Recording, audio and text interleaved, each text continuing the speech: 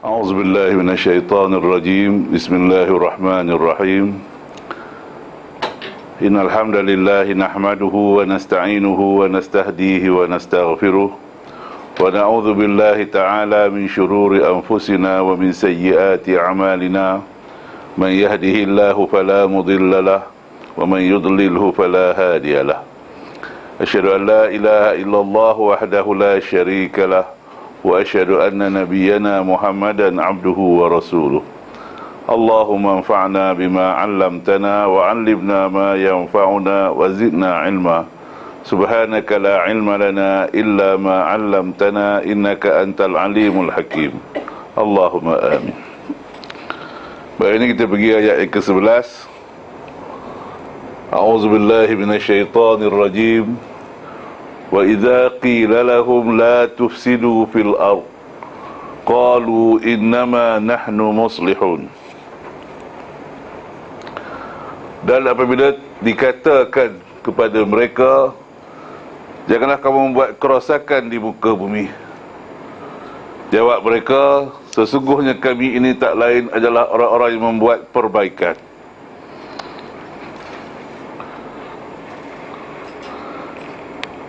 Jadi Allah menyebutkan, janganlah buat kerosakan di muka bumi ini, kerana Allah tak suka orang yang buat kerosakan di muka bumi.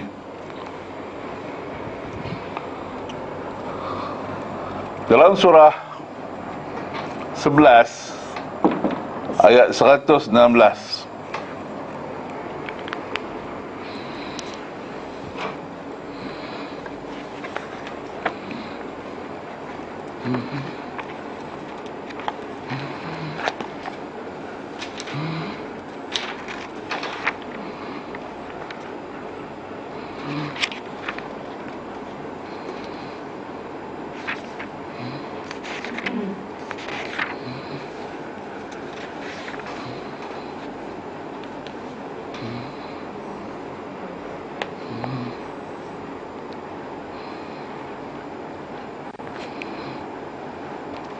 berjamaah, bukan surah ni, surah 30.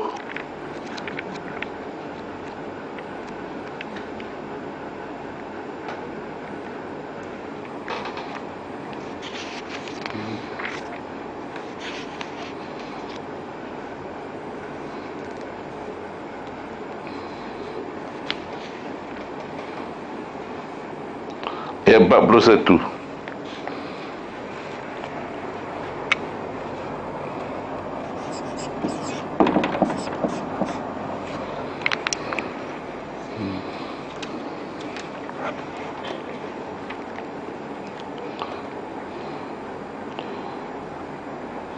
Zaharal fasadu fil barri wal bahr bima kasabat aydin nas.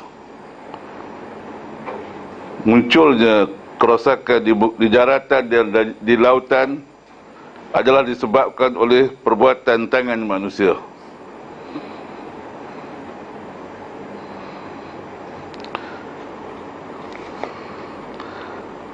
Jadi kehidupan kita ini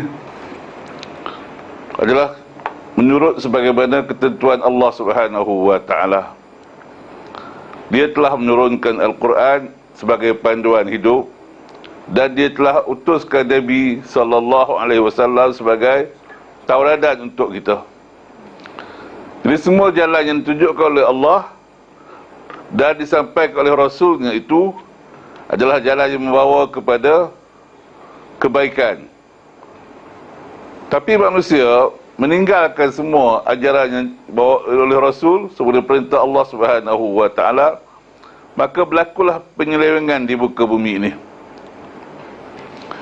Bila berlaku penyelewengan di muka bumi ini, disebabkan manusia mengambil pedoman yang lain, seperti Allah sebutkan dalam surah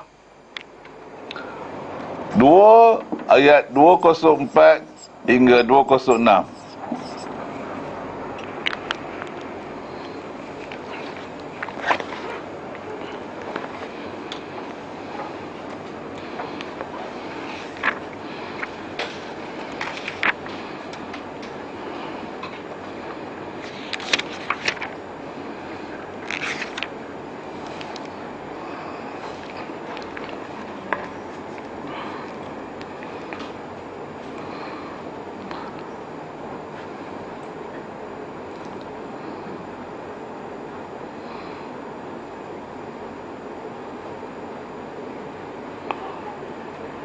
Wa minan nasi man yu'jibuka qawluhu fil hayatid dunya. Sebahagian orang ada yang engkau kagum dengan pendapat mereka dalam kehidupan dunia ini. Wa yushhidullaha ala ma fi qalbih, dan bila Allah mempersaksikan, memperlihatkan apa ada dalam hati mereka, wa huwa aladdul khisam, mereka itu benar-benar pembantah yang nyata, penentang yang nyata, yang tak suka dengan agama Allah ini.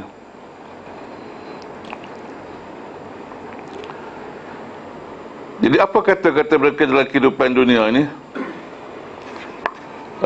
Tengok surah 6 ayat 112.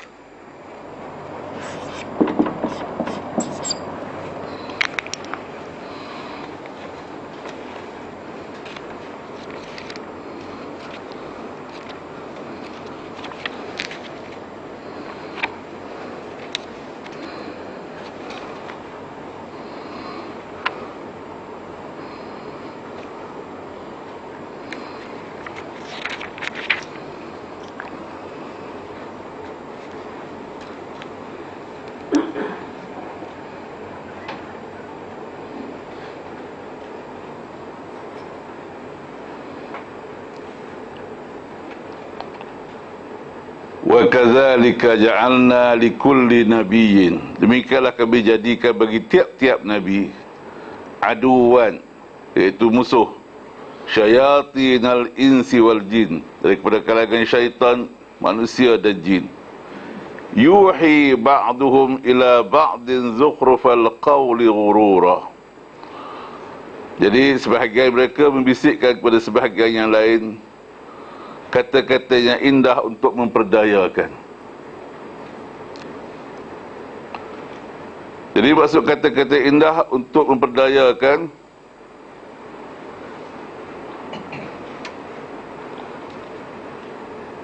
ialah mengajak manusia ini kepada dunia dan melupakan akhirat. Nampak ini pembangunan, kemajuan, tapi tak sedar yang itu semua membinasakan akhirat mereka. Cuba lihat dalam surah 28-77.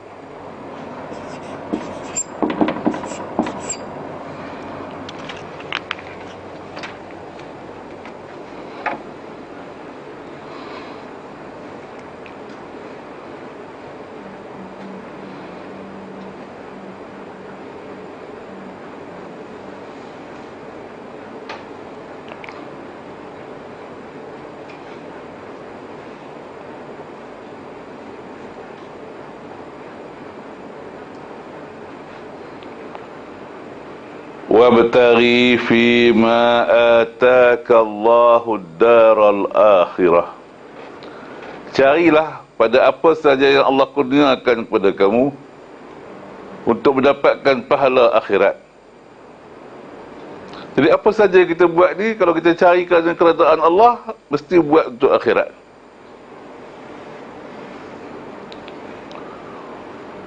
Kalau kita belajar untuk mencari pahala akhirat, mengajar untuk mencari pahala akhirat, infak untuk mencari pahala akhirat, menolong orang lain untuk mencari pahala akhirat. Wala tansa nasibaka minad dunya, jangan lupa habuan dunia. Jadi walaupun kita belanja berhabis-habisan tapi untuk akhirat, tapi jangan lupa habuan dunia untuk digunakan sedikit untuk keperluan diri kita.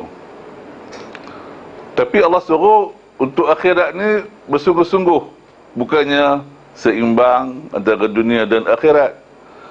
Ataupun jangan lupa akhirat, enjoy juga, tapi akhirat infaklah sikit-sikit, jangan lupa. Itu bukan ajaran Islam. Nak seimbangkan dunia akhirat pun bukan ajaran Islam, kerana ajaran Islam ini Allah kata akhirat itu lebih utama daripada dunia. Akhirat ni kekal selama-lamanya, dunia ni hanyalah sementara. akhirat itu adalah kehidupan untuk kita yang sebenar-benarnya. Dunia ini adalah tempat tumpangan saja. Jadi kalau orang yang bijaksana, takkan dia nak cari dunia, tentulah dia nak cari akhirat. Tapi dalam keadaan kita mencari akhirat, janganlah lupa untuk keperluan kita di dunia ini. Jadi wabtaghi fima ataka Allahu ad-daral akhirah wa la tansa nasibaka minad dunya wa ahsin kama ahsana Allahu ilaik. Berbuat baiklah, terjemahan dia, sebagaimana Allah berbuat baik kepada kamu. Apa kebaikan yang Allah buat? Allah yang Maha Pemurah ini telah pun melimpahkan rezeki untuk kehidupan kita. Allah telah turunkan Quran sebagai panduan kita. Allah telah hantarkan Rasul sebagai contoh teladan buat kita.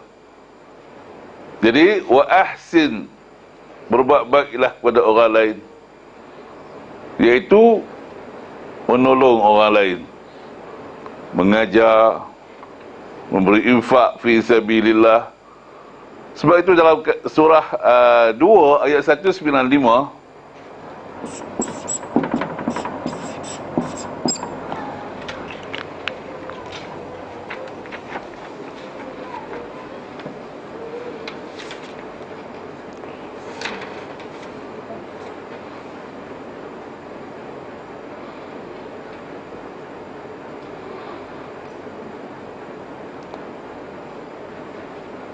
tengok perkataan wa ahsinu innallaha yuhibbul muhsinin.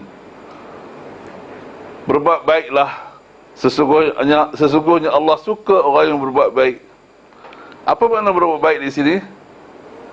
Allah cerita makna berbuat baik selepas perkataan infak fi sabilillah, wa anfiqu fi sabilillah wa la tulqu bi aydikum ila tahlukah. Infaklah olehmu pada jalan Allah, jangan campakkan dirimu ke dalam kebinasaan. Jadi infak, Allah suruh jangan campak dirimu dalam kebinasaan kerana sifat kedekut. Innallaha yuhibbul muhsin. Innallaha yuhibbul muhsinin. Sesungguhnya Allah suka orang yang menginfakkan, berbuat baik dengan menginfakkan fi sabilillah. Jadi dalam ayat 28-77 tadi, wa ahsin kama ahsanallahu ilaik. Infaklah apa yang kamu ada pada jalan Allah, sebagaimana Allah juga berbuat baik kepada kamu dengan melimpahkan rezekinya, menurunkan Al-Quran ini sebagai panduan, dan menjadikan Rasul sebagai contoh teladan, supaya kita layak dapat masuk syurga Allah yang Allah janjikan. Itulah nikmat yang paling besar.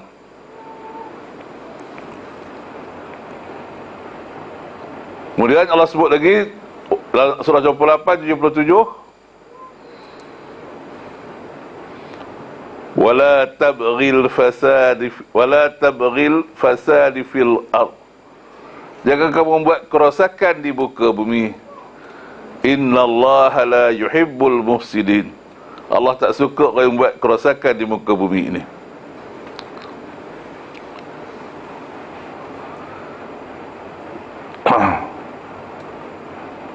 Jadi kerosakan ini, seperti kita bincangkan pada minggu lalu, berpunca daripada rosaknya ilmu pengetahuan.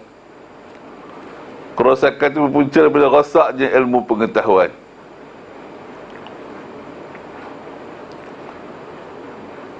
Bila manusia ini lebih mengutamakan dunia daripada akhirat,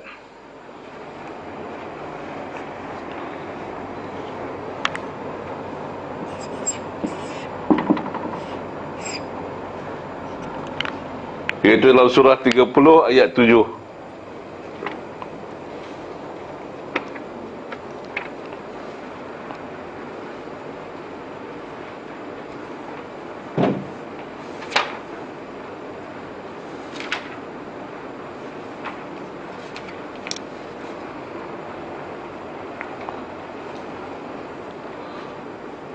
ya'lamuna zahiran minal hayatid dunya wa hum 'anil akhirati hum ghafilun. Mereka mengetahui, mereka belajar sampai tahu tentang hal-hal yang berkaitan dengan dunia, tapi tentang akhirat mereka lalai. Jadi bila manusia lalai daripada akhirat, mereka tak nampak apa sebenarnya kehidupan akhirat itu.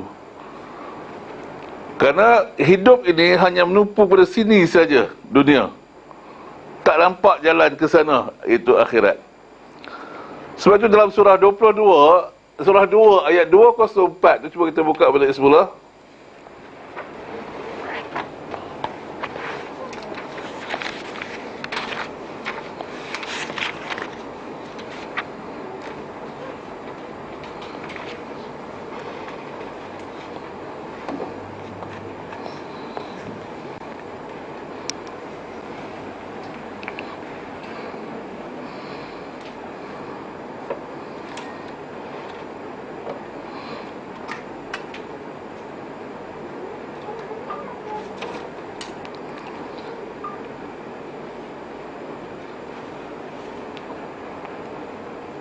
Wa iza 205. Wa iza tawalla. Wa iza tawalla. Dalam terjemahan dia kata apa? Tawalla.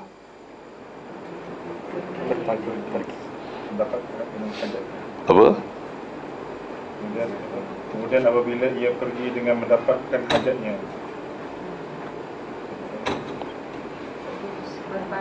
Berpaling.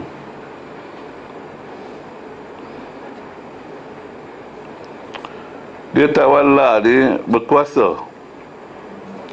Dan apabila ia berkuasa di muka bumi ini, ia melakukan kerosakan di dalamnya. Jadi itu.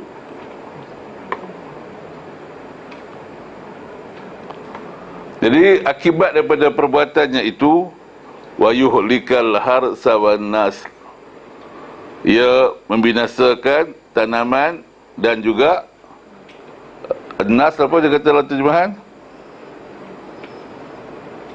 keturunan. Merosakkan keturunan. Ada juga yang kata ternakan. Tu je kata saya tanya tu. Ternakan di situ. Jadi an-nas itu keturunan. Jadi mereka merosakkan tanaman dan juga keturunan. Jadi hidup manusia ni tak ada peraturan. Sedangkan itu tujuan datangnya agama ni, nak jaga keturunan. Bila manusia dia tak ada dah peraturan hidup, maka jadilah keadaan demikian.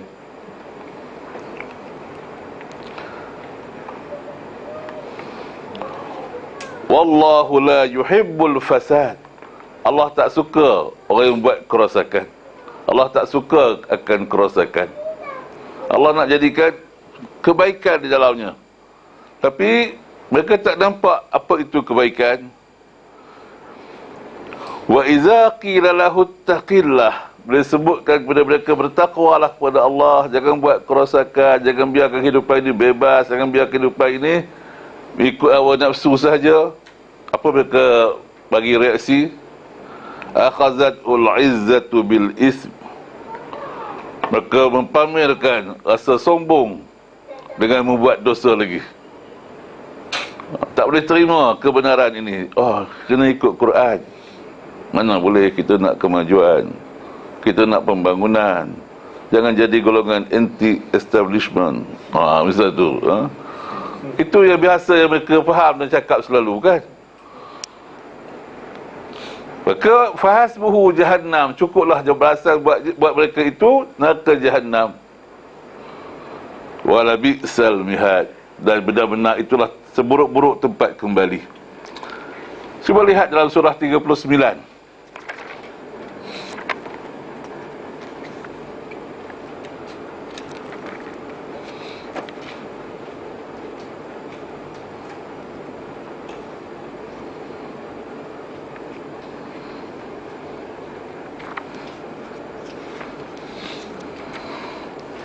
Ayat 45.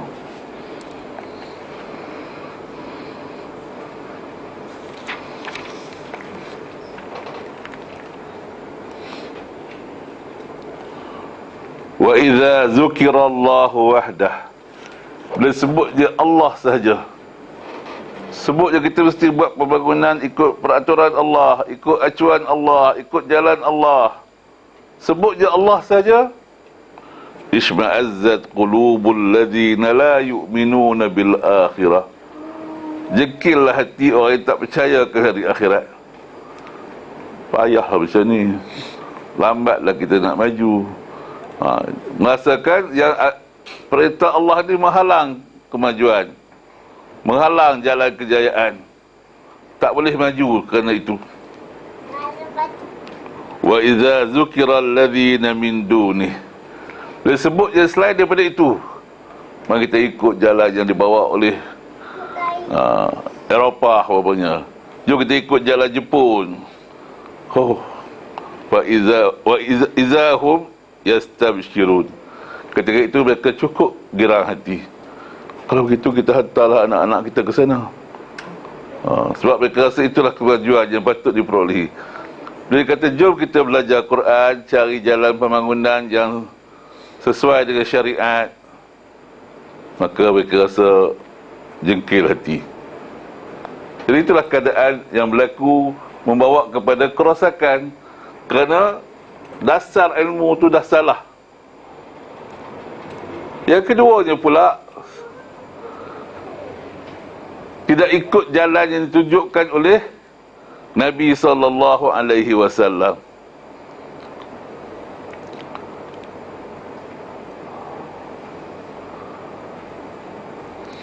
Jalan Nabi ni kalau kita lihat serupa dengan apa yang Allah perintahkan. Kerana Nabi ini tidak melakukan sesuatu menurut hawa nafsunya, tapi wahyu diwahyukan kepadanya.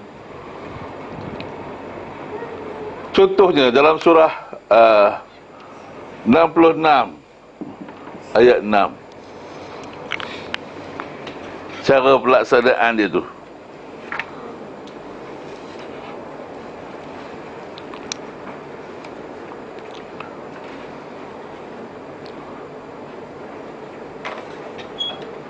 Ya ayyuhalladzina amanu, wahai orang-orang yang beriman, qu anfusakum wa ahlikum nara, jagalah dirimu dan keluargamu daripada api neraka. Itu jalan Nabi, cara pelaksanaan dia. Fokuskan kepada pertama sekali diri sendiri, bangunkan diri sendiri. Yang kedua, ahli keluarga, sebagai bukti kita pun dah berjaya membangunkan diri kita, dapat kesannya kepada isteri, anak-anak dan para pembantu kita. Tapi hari ini, bila kita bercakap tentang pembangunan, kemajuan, perbaikan, semuanya tuju kepada orang lain, bukan kepada diri kita sendiri. Jadi diri sendiri tak juga berubah, tapi kita duk risau orang lain. Sebab tengok dalam ceramah-ceramah ke apa semua orang cerita hai orang lain, dia risau hai orang lain. Dia tak risau hai diri sendiri dan keluarga dia. Jom kita mengaji Quran.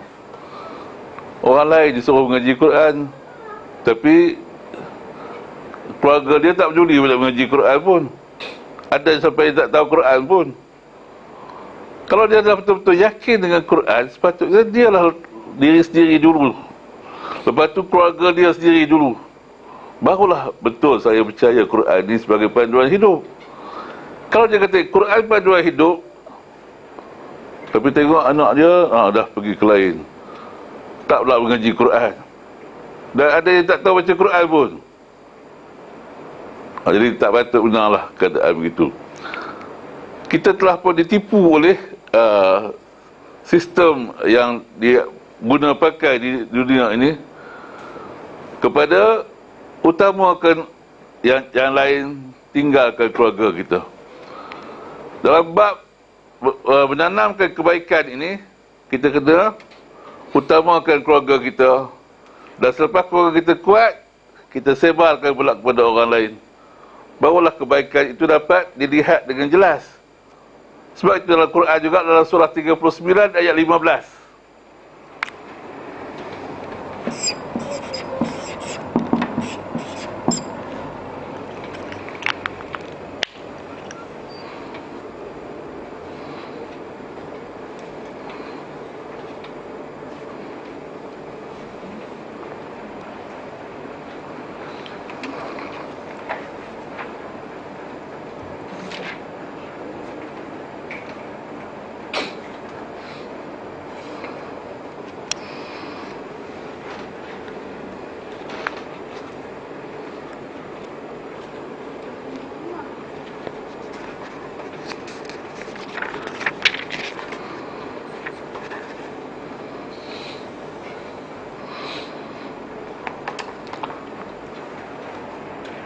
fa'budu ma syi'tum min dunih.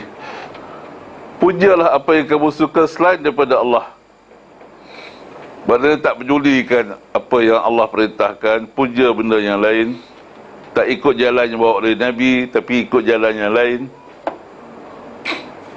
Qul, katakanlah, innal khasirina allazina khasiru anfusahum wa ahlihim yaumal qiyamah. Sesungguhnya orang-orang yang rugi itu adalah orang yang merugikan diri sendiri dan keluarga mereka pada hari kiamat kelak. Ala dzalika huwal khusranul mubin. Ingatlah, itulah kerugian yang nyata. Kalau kita berjaya di dunia pun, tapi kalau melupai akhirat, itu bukan kejayaan, itu kerugian. Kerana segala kesenangan, kemewahan yang kita kecapi hari ini terhenti setakat sini saja. Bila dah matilah, tak ada dah. Lepas tu berjumpalah dengan segala ancaman-ancaman yang Allah sebutkan sebelum ini. Neraka jahanam, seksaan, minuman air yang panas, bilik yang atasnya api, bawahnya api dan sebagainya. Jadi oleh kerana itu, semua kita ini wajib menjadi golongan yang peka tentang usaha menegakkan agama Allah ini. Cuba kita lihat surah 11 ayat 116.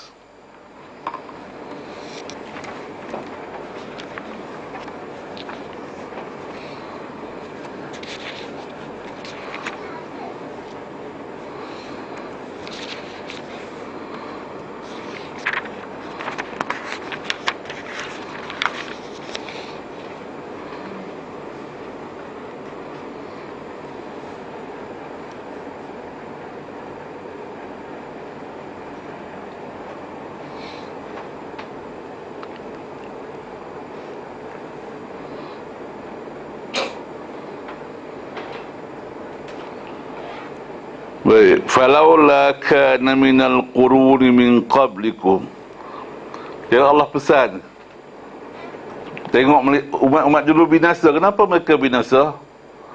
Kerana mereka tak berusaha untuk menyebarkan agama Allah ini, tak menghalang kejahatan dan perbuatan kerosakan di atas muka bumi ini.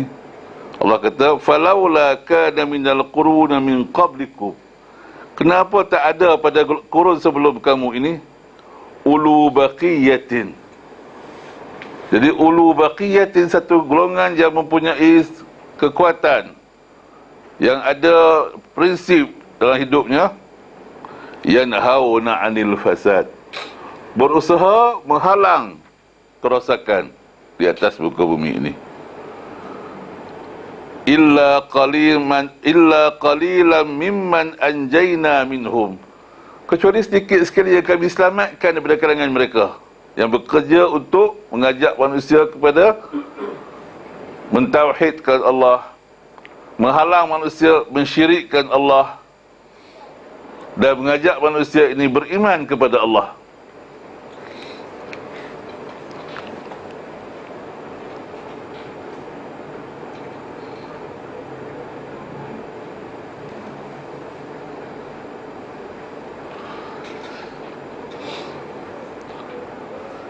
Jadi cuba kita tengok perintah Allah dalam surah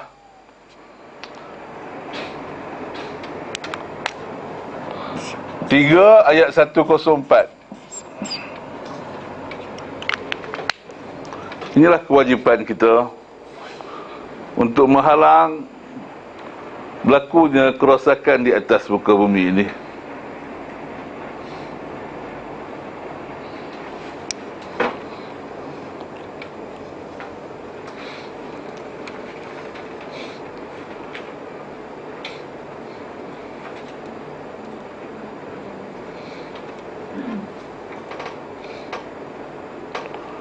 Wal takum minkum ummatun yad'una ilal khair,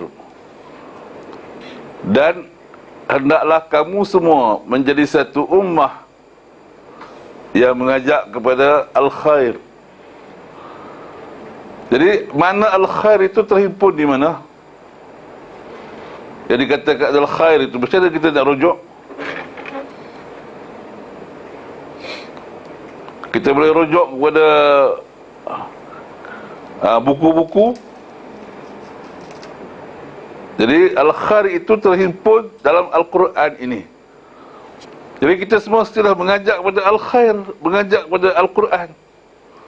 Sebab itu Nabi kata, khairukum man ta'allama al-Quran wa 'allamah. Yang terbaik di antara kamu bila dia belajar benda yang terbaik, iaitu belajar Quran, dan menyampaikan benda yang terbaik, iaitu mengajar Quran.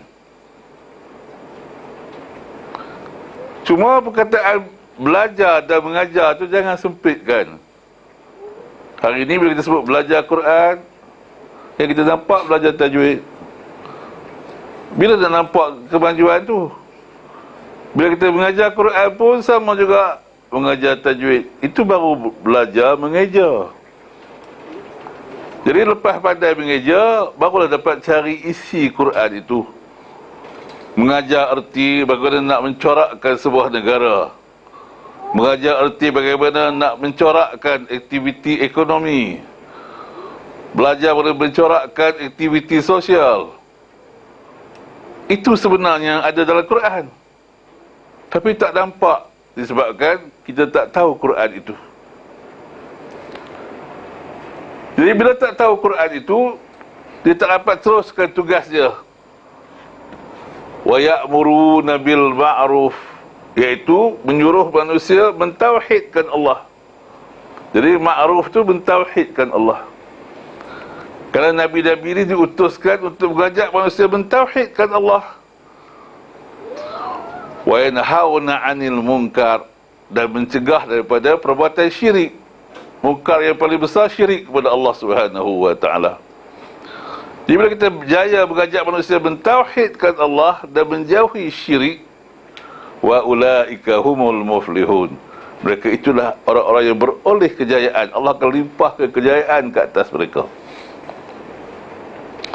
Tapi hari ini kita tinggalkan Quran ini. Kita tinggalkan al-khair ini, iaitu Al-Quran. Bila kita tinggalkan Al-Quran, macam mana kita nak beroleh kejayaan? Sedangkan Allah kata dalam surah 2 ayat 1 hingga 5 tu, dalam tu Allah kata, zalikal kitabu la raiba fi hudal lil muttaqin. Itu iaitu Al-Quran, tiada sebarang keraguan padanya. Hudan, petunjuk dan bimbingan bagi orang-orang yang bertakwa. Jadi bagi orang yang bertakwa itu, dalam ayat 5 Allah kata, wa ulaika humul muflihun. Orang yang salah satunya berpegang teguh dengan Quran dan tidak ragu-ragu terhadapnya, maka mereka itu beroleh kejayaan. Tapi hari ini kita dah tinggalkan Quran, macam mana nak beroleh kejayaan lagi?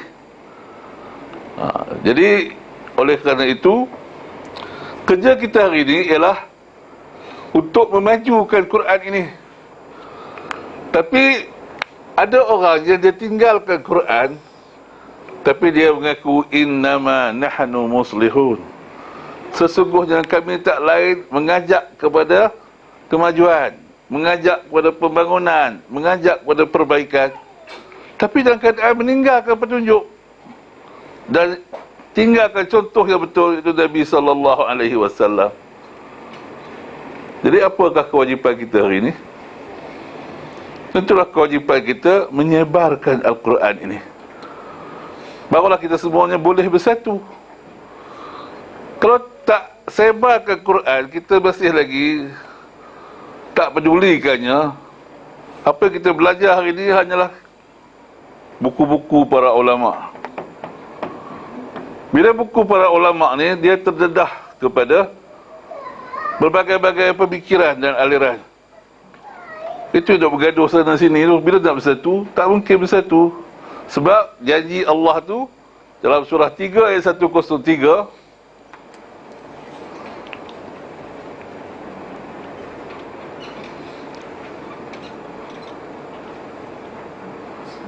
surah 3 ayat 103,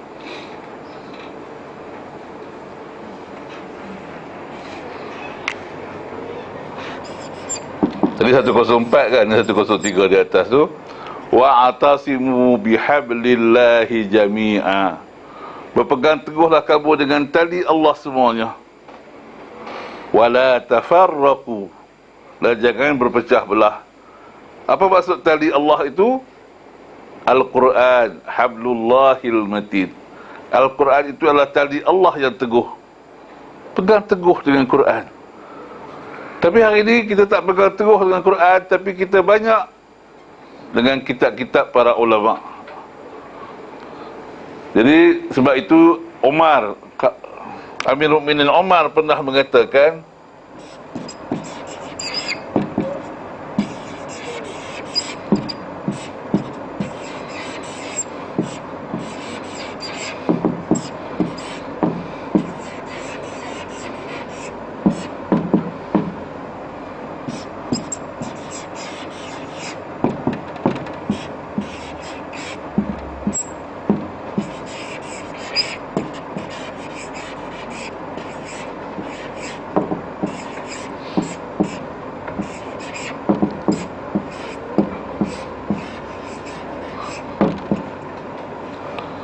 baik, kata Umar, innama halaka ahlul kitabi ahlul kitabi qablaku aqbalu kutuba ulamaihim wa taraku kitab rabbihim. Sesungguhnya binasa ahlul kitab sebelum kamu, kerana mereka mengagung-agungkan kitab para ulama mereka, tapi meninggalkan kitab Tuhan mereka. Cuba kita tengok hari ni, berapa ramai orang yang belajar Quran, tapi ramai orang hanyalah ta'assub kepada para ulama. Jadi kenapa? Mengikut kitab-kitab yang ditulis oleh para ulama. Ulama ni bukanlah manusia maksum. Jadi kadang-kadang dia terdedah kepada pelbagai-bagai bentuk kefahaman dan juga aliran pemikiran. Itu lahirnya berbagai-bagai puak. Ada ulama yang suka bercakap tentang asma' wa sifat dan berpedalamkan benda-benda yang macam tu. Ada ulama pula yang suka bercakap tentang politik dan memanjang-manjangkan hal tentang itu. Ada pula ulama yang cenderung kepada tasawuf dan membentuk berbagai-bagai tarikat. Ada ulama pula yang suka bercakap tentang fiqh, lalu memperdalamkan tentang hal-hal yang berkaitan dengan mazhab. Tapi kita tinggalkan panduan yang sebenarnya, iaitu kitab Tuhan kita, iaitu Al-Quran. Jadi wajib kita hari ini sedarkan masyarakat kita, marilah kita belajar Quran yang sebenar-benarnya. Baca, faham, tadabbur ayat-ayatnya, supaya kita semua dapat menjadi orang yang menyampaikan agama Allah serupa macam Quran kehendaki. Bukannya kita sampaikan agama Allah ni serupa macam manusia kehendaki, tapi kita sampaikan serupa macam Allah kehendaki. Kerana sistem ni dah ada dalam kitab ni, sistem yang paling istimewa. Tak boleh siapa pun pertikaikan, dan tak boleh siapa pun menandingi keistimewaan itu. Ini satu benda yang ajaib ada dalam kitab ini. Sebab tu namanya mukjizat. Tapi sebab kita tak faham bahasa itu, tak tahu nak terjemahkan ayat-ayat ini, jadi tak nampak hubung kait satu ayat dengan ayat yang lain. Kerana itu sifat Quran, mesti baca dengan tadabbur. Inilah perkara yang wajib kita usahakan, supaya kegiatan tadabbur Al-Quran ini berterusan, berpanjangan dan tersebar luas. Siapa yang nak buat ni semua?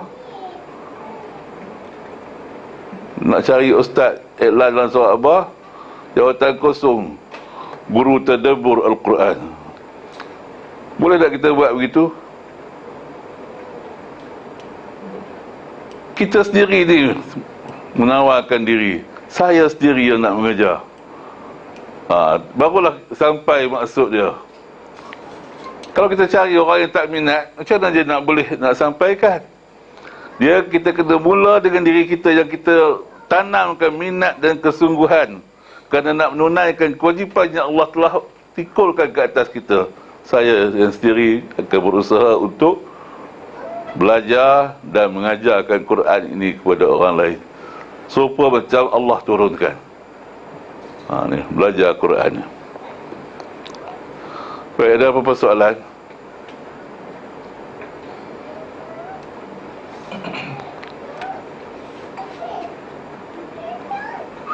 Kalau kita belajar tak mengajar, kita cuma nak tahu. Kalau kita belajar dan mengajar, kita nak tahu dan nak ambil bahagian bagi menyampaikannya kepada orang lain. Itulah jalan yang betul. Tapi kalau kita duduk je diam je, belajar tahu tapi tak sampaikan, jadi taklah di atas jalan yang Nabi tunjukkan. Sebab cuba kita belajar ni, mesti kena ikut jalan Nabi. Belajar mungkin betul dah, tapi kalau tak ikut jalan Nabi, tak betul lagi lah dari segi cara. Dari segi ilmu tu mungkin dah betul, dari segi cara tak betul. Jadi itu belum sempurna lah iman dia. Kerana seperti kata Sahal At-Tustari, dia kata al-imanu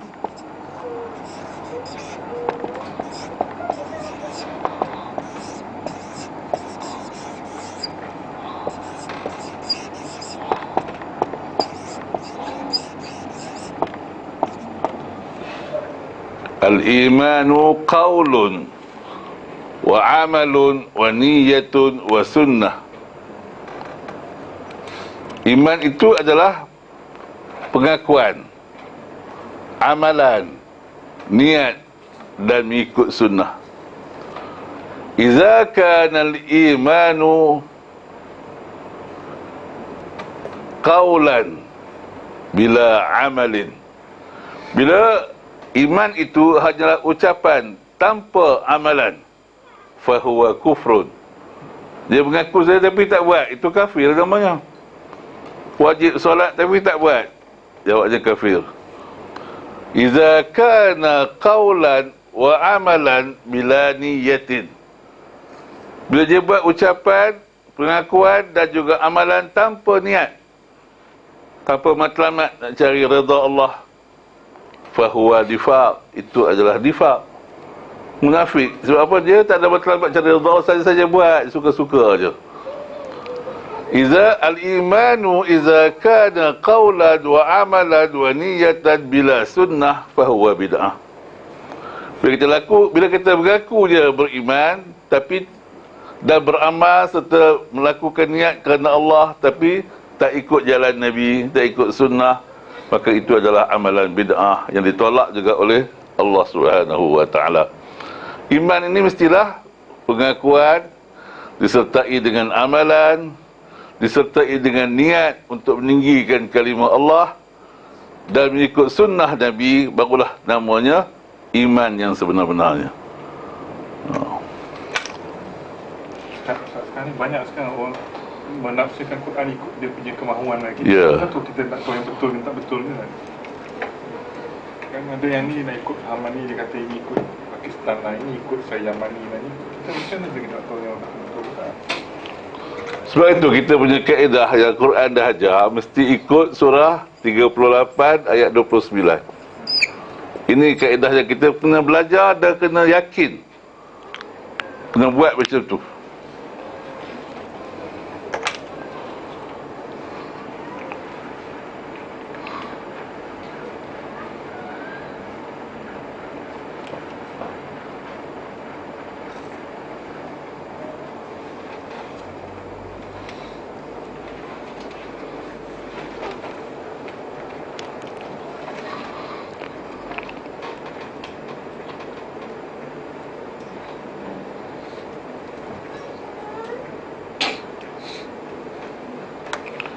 Kitabun, ini adalah sebuah kitab, anzalnahu ilaika mubarakun, kami turunkannya kepada engkau penuh barakah, banyak ilmu yang bermanfaat, kebaikannya berpanjangan sampai ke hari kiamat.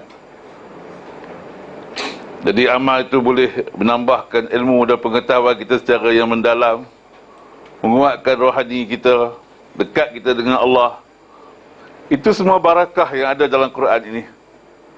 Jadi oleh kerana itu, liyadabbaru ayatih, hendaklah mereka semua mentadabbur ayat-ayatnya. Jadi bila kita tadabbur ayat ni, buka ayat ni kepada ayat lain, buka ayat ni kepada ayat lain, waliyatazakkara ulul albab. Jadi orang yang berfikir itu boleh mengambil pelajaran. Sebab Quran ni ajak kita berfikir. Kita pula dilumpuhkan aktiviti berfikir. Jangan fikir awak tak layak. Yang boleh fikir tu ulama'. Siapa ulama' tu pula? Kita ni tak boleh jadi ulama' kah? Oh, tak boleh. Siapa tak boleh? Kalau saya belajar. Ni halangan bangsa kita. Jangan fikir. Agama ni tak payah fikir-fikir. Sedangkan Allah suruh kita fikir. Jadi belajarlah bahasa Arab tu. Bila suruh belajar bahasa Arab pula, tak erti fikir juga. Pergi belajar bahasa Arab komunikasi. Kenapa tak belajar bahasa Arab Quran direct terus? Kita selalu nak faham Quran, belajarlah bahasa Arab Quran. Tak payah lama belajar bahasa Arab Quran ni. Sebagai asas nak mula faham. Kita ada buat kursus 5 hari. Hari Sabtu ni start. Ada orang 5 hari tu dah boleh terjemah dah. Dah ada orang nampak jelas dah kaedah-kaedah nak terjemah macam mana. Sebab itu pelajar-pelajar kita di Semak Quran tu, memang semua yang masuk sekolah tu sebelum habis tahun tu dah pandai terjemah dah. Kecuali tadika lah, tak boleh lah. Maksudnya umur 12 tahun ke atas tu, tak sampai pun 6 bulan dah boleh terjemah. Sebab Quran ni memang mudah. Cara Allah atur ni mudah. Tapi kita tak kaji. Pergi kaji pula, ikut Peter Engine, ikut kaedah Montessori misalnya. Kerana tak nampak kaedah Quran ni. Dia baca Quran tak fikir. Terjemah pun orang terjemahkan. Nak tadabbur pun orang lain tak bersih kan. Dia semuanya bergantung ke orang je. Nak doa pun orang lain cuba doakan. Mana ada orang tahu doa. Dia cuba lepas solat, tadah tangan. Kadang tak amin pun. Dia pun tak tahu apa yang untuk imam doakan. Itu sistem yang ada dalam masyarakat kita. Baca Quran sekadar nak berkat, kadang-kadang nak buat ubat, tapi tak tahu apa maksud yang dia baca tu. Inilah akibat-akibat kelumpuhan untuk berfikir. Jadi musuh kita telah pun berjaya melumpuhkan jalan berfikir untuk kita. Kerana kita bertaklid buta, ikut membabi buta kepada jalan-jalan yang lain. Tapi tak nampak jalan yang dibimbing oleh Rasul ini. Tak nampak. Sebab tu kita kena belajarlah Quran. InsyaAllah kalau kita belajar Quran, dia akan nampak jalan yang terang benderang dalam Quran ini. Tak payah kita fikir jauh-jauh. Sebab Quran ini memang dijadikan mudah. Kalau payah, bukanlah Allah. Sebab Allah ni tak pandai. Dia mesti user friendly. Macam handphone juga kan, user friendly. Tak ada pula orang buat handphone jadi payah. Nak dapat mesej tu 3 hari baru sampai. Sebab payah. Mesti dapat sekejap je mesej tu. Macam juga Quran. Bila kita baca ni, tak mungkin kita tak dapat jawapan. Adalah jawapan dalam ni. Itu sistem yang telah Allah atur dalam Quran yang sungguh istimewa, mukjizat yang diturunkan Allah kepada kita. Kenapa tak ambil benda ni sebagai panduan? Pergi cari buku. Mana buku agama yang best seller? Kita ambil buku best seller, bukan ambil buku yang paling betul, diturunkan oleh Allah yang maha bijaksana. Cuba bayangkan, ini kalam daripada Allah yang maha bijaksana. Kenapa tak ambil kalam yang maha bijaksana ni? Kita ambil buku yang lekeh-lekeh bawah tu. Marilah kita kembali kepada Quran ini, belajar Quran sungguh-sungguh. InsyaAllah Allah akan bagi hidayah kepada kita. Baik, aqulu qawli hadza wa astaghfirullah li wa lakum. Allahumma ij'al hadza jama'na jam'an marhuma wa tafarruqana min ba'dihi tafarruqan ma'suma. اللهم إنا نعوذ بك من الأربع ومن علم لا ينفع ومن قلب لا يخشع ومن نفس لا تشبع ومن دعاء لا يسمع. اللهم إنا نسألك حبك وحب من يحبك وحب عمل يقربنا حبك. اللهم أعنا على ذكرك وشكرك وحسن عبادتك. وصلى اللهم على نبينا محمد وعلى آله وصحبه أجمعين والحمد لله رب العالمين.